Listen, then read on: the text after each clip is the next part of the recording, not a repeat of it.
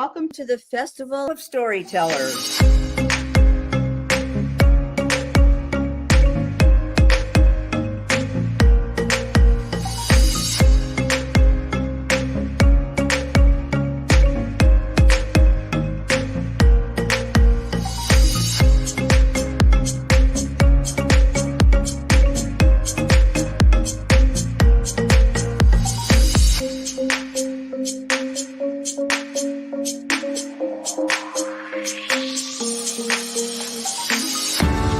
I can't tell you how excited I am to be on right now. It's been a couple of weeks of excitement getting prepared, and I've done a lot of things in my life, but this has got to be close to the top. Thank you, ReadersMagnet, and thank you, John, for putting this forth and taking the chance on our authors in presenting this out to the world. I've enjoyed this immensely, Joanne. Ellie, so have I. Thank you for who you are, and thank you, ReadersMagnet. You all are beautiful, and you've worked so very hard, and we are blessed. We are. I thank everybody that's involved with this process, because we know writers need readers and writers need publishers. We thank ReadersMagnet and everybody that's involved. I love ReadersMagnet. They say, we share your stories with the world.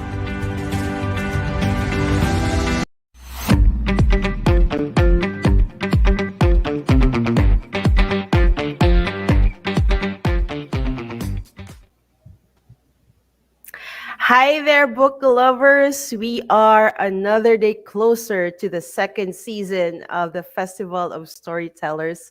And if you haven't signed up yet, you still have time. So much time. You just have to log in to www.thefestivalofstorytellers.com. And if you have joined us during the first season, you'd know that our storyteller today, our featured author, is not a new face at all. Well, we have been delighted by her two books, namely Generations of Good Food and One Caregiver's Journey. And I'm so sure you know who I'm talking about. We have with us today author Eleanor Gaccetta, author of, again, Generations of Good Food and One Caregiver's Journey. Hello, Ellie. Good day to you. Hi, friends. Nice to see you as well. It's a pleasure to have you with us today, Eleanor. Pleasure to be And here. yeah, same here. Actually, Eleanor and I have been chatting a couple of minutes ago, and it was an interesting discussion. And we have two books to discuss today. Do you have your books with you, Ellie? I do. I have One Caregiver's Journey right here. There you go. Very pretty. And I have Generations of Good Food. Both interesting. And well, we can start with the first one that you published, which is One Caregiver's Journey. And it really hits home personally. I can definitely relate with your book. And I understand it's a journey of a total of 9.5 years. Is that right? Yes. Mm-hmm. Yes. Of caregiving. Yes. So can you please tell us, or can you walk us through the journey of putting this book together? Was it written within those 9.5 years while you were caregiving for your mother, or is it done after? Yeah, tell us more about it. Well, my mother fell and broke her hip at the age of 93. Nice. And I ceased a 40-year career, professional career, very shortly thereafter when she came home from a 6-week stint at rehab. Then I was here full time to take care of her. And about 18 months after she broke her hip, she had a stroke. Oh. And when she came home from having it was a very mild stroke, and she didn't have any paralysis. But when she came home, I began maintaining a journal as a way for me to maintain my stress level because of all the changes. And we were going through a lot of changes at that point. There's dementia had kicked in. Every time someone with dementia has an episode like a stroke or a fall or a stay in the hospital, their dementia gets worse. And so we were experiencing a lot of changes. And I started doing a journal of what was happening on a daily basis and how I was dealing with all those changes and what I was doing to balance my own life, I guess would be the way to describe it. And after a while, I just decided, I'm doing so much here. I think I'll turn this into a book. And I just continued to journal over the next 9.5 years. And there were some real, what you might call it, aha moments along the way where I had a lot to contend with. I mean, I had a lot to contend with. And my mother was 93 when she broke her hip, and she was 102 when she passed away. So I had a pretty hefty span. It was indeed. And can you share with us one of those aha moments that you had to deal with or face? Well, one of the things that happened was about when she was 98 and 99, she had a case of pneumonia. And her doctor opted not to put her in the hospital, but he opted to send her home so that, of course, I could care for her. And it just never seemed to go away. She got over the pneumonia, but there were so many residuals and so many trips back and forth to the doctor and so much else that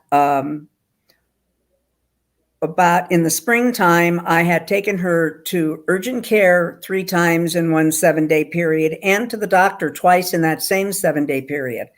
And I was at the end of my rope, because getting someone who's her age in and out of the house, she's on a walker, you've got to dress them, you've got to bathe them, you've got to feed them, you've got to medicate them. You get them in and out of the house, then you get to where you're going. You got to go up and down elevators, up and down hallways, and then you have to sit and wait for your turn. And they don't understand why they can't just go in.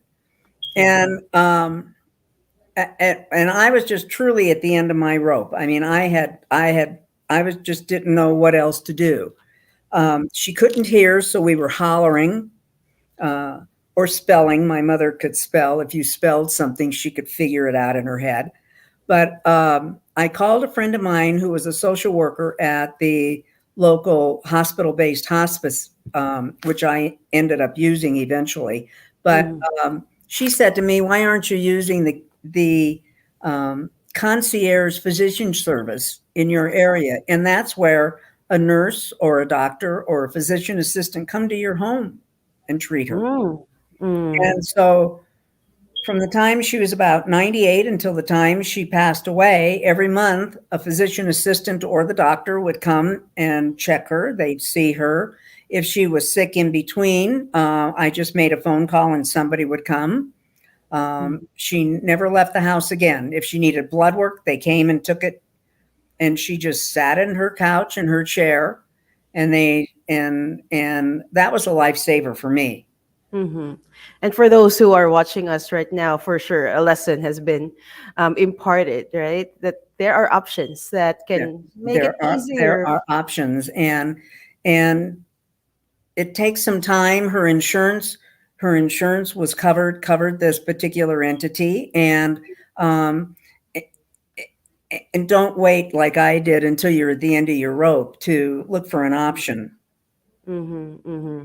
Yeah, and if there's anyone that's watching us right now and would feel like, they're at the end of their rope as well, what lesson would you want to impart with them, or advice that you'd like to, or encouragement that you'd like to, for them to do?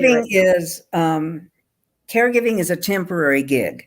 I mean, eventually caregiving is going to end, whether it ends as it did with me with my mother passing, or it would end with your loved one going into a facility where they would get more skilled care. It's not going to go on forever. And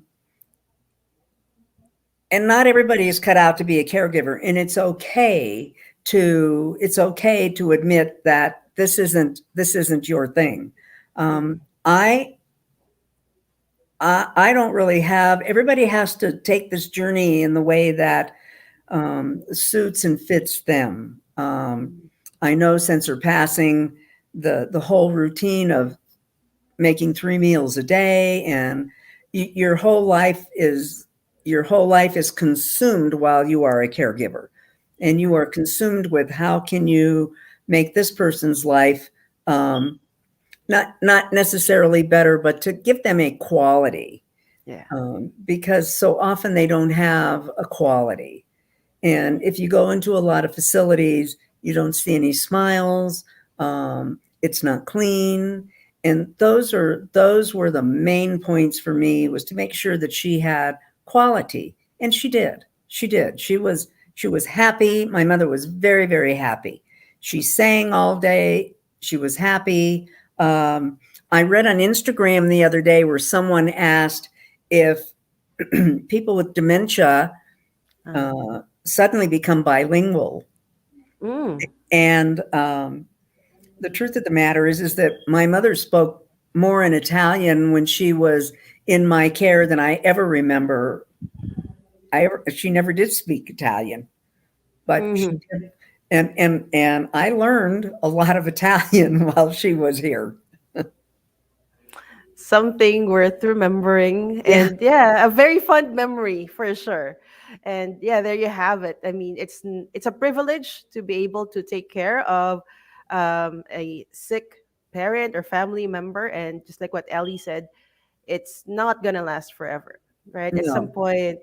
Mhm. Fran, one of the things that I would say is caregiving has changed tremendously during the Mhm. pandemic, It's true. because families suddenly found themselves trying to figure out if they were going to, excuse me, leave their loved one in a facility, Mhm. if they were going to bring them to their home, Mhm. if they were going to leave them in their home.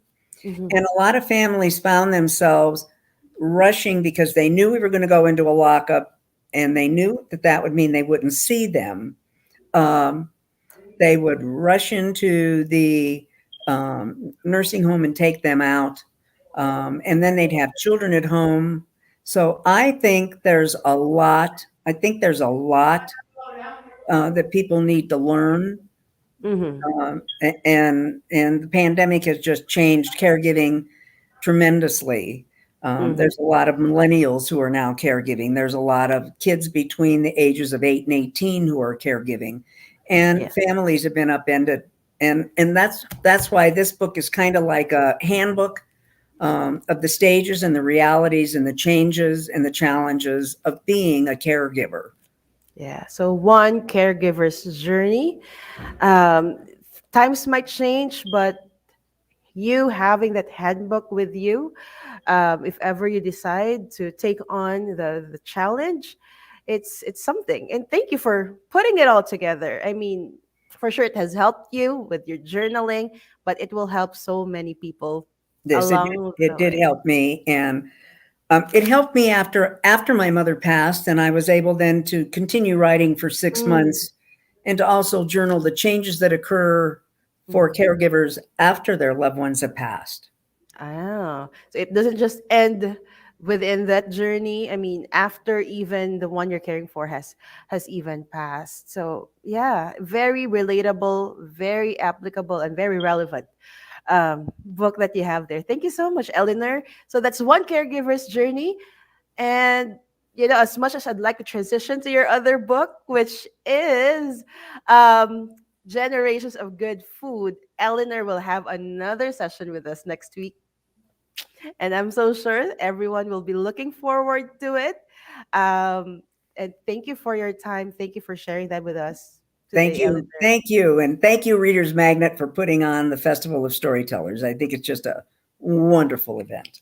It is a wonderful event that everyone has to look forward to. So next week you'll have Eleanor again, and come the festival, you'll have more of storytellers like Eleanor that we will really be coming to just love and just look forward to having their book with us. Thank So you. thank you. Thank You you. take care, Eleanor. You take care, friends. Thank you so much. Have a lovely day.